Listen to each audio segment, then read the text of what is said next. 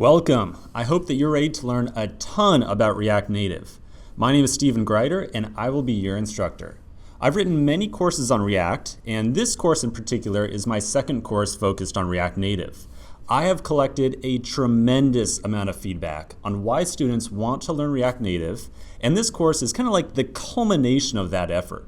Every topic is carefully presented in a very specific order to make sure that you can walk away from this course with the skills that you need to build awesome native applications.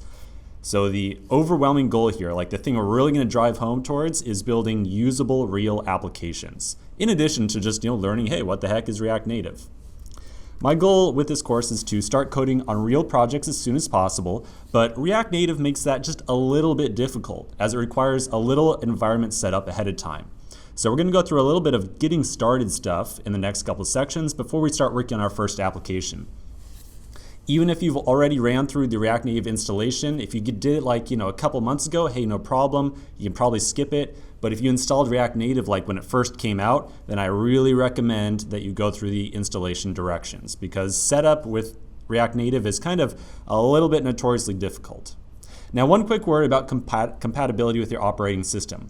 If you are using OS X, so you're using a Mac, we will be going through setup with both iOS and Android. Okay, so we'll be able to run iOS and Android applications. And if you're using Windows, we'll be setting up just Android, because Windows does not have iOS support with React Native. Just yet. Officially, I should say. The official React Native documentation has instructions for setup with Linux as well. So if you're running Linux, you can certainly go through those directions, but we will not be going through it on this course, through the actual videos.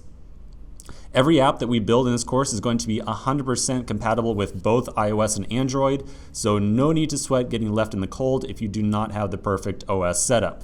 So with that in mind, let's get started with our environment setup in the next section.